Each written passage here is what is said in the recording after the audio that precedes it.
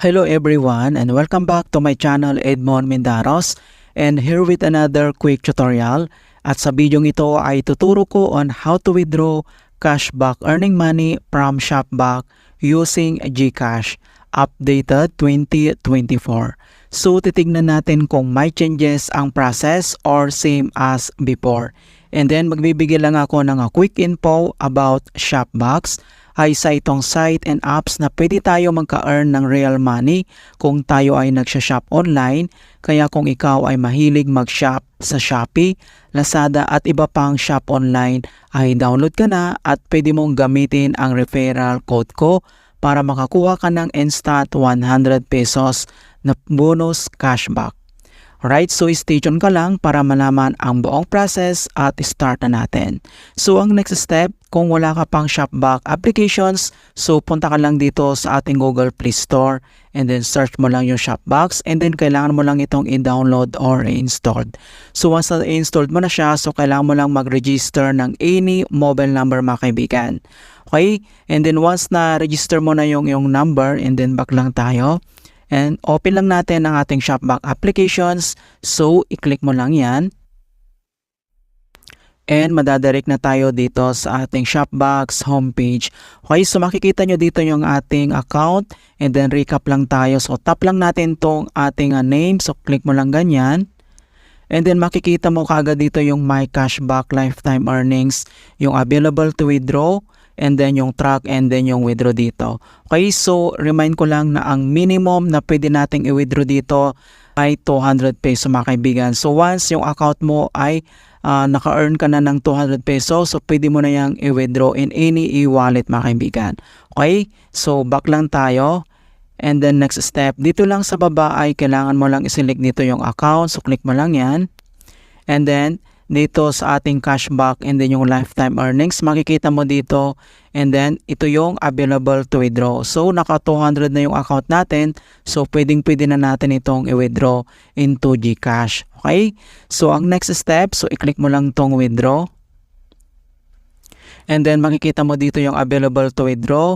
And then next, ito yung withdrawal destination, so itap mo lang tong add withdrawal destinations. And then next step, kailangan mo lang i-select dito yung e-wallet transfer. So click mo lang yan. And then next step dito sa e-wallet transfer. So kailangan mo lang itap tong add an e-wallet. So click mo lang yan. And then next step, add an e-wallet account. So please select a payment method. Okay, so click mo lang yung arrow na yan. And then select ka lang dito yung ating e-wallet. Okay, so select lang natin tong GCash. Click mo lang yan. And then next step, dito sa name as bank account, yung name natin sa ating GCash. Okay, so kailangan i-fill out lang ito. And then next step, yung bank account number natin. So dito yung ilalagay natin dito ay yung GCash number natin na registered. Okay, so once na fill out mo na, so double check mo lang yung ating name, yung ating GCash name, and then yung register na GCash number natin. So double check lang para maiwasan yung mistake. Okay, so once na fill out mo na to, and then i-click mo lang tong add payment. And then makikita mo kaagad dito na to verify this account. So click the verification link sent to your email. Okay, so punta lang tayo sa ating email at i-verify natin. And makikita mo na dito na Shopback, please verify your withdrawal details. So itap mo lang yan. And then ito na siya. Okay. So kailangan lang natin itong i-verify. Itap mo lang itong verify details. Ayan. So madadirect tayo agad dito sa ating Shopback. Alright. So ito na siya mga kaibigan. Makikita mo na dito na your payment method is verified.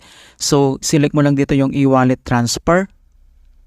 Ayan, so makikita mo na dito mga kaibigan na verified na yung GCash account natin. Okay, so kung paano ba ito withdraw? So dito lang sa baba makikita mo dito yung withdrawal amount minimum required 200. So kailangan lang natin yan i-fill out. So lagyan natin 200. And then next step ay tap mo lang itong withdraw. So click mo lang yan. And then wait natin yung verification code na sinend sa ating numbers. Yung mobile number natin na GCash.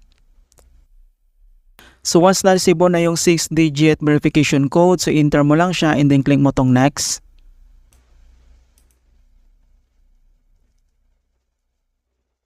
Ayan, so makikita mo na dito na withdrawal successful.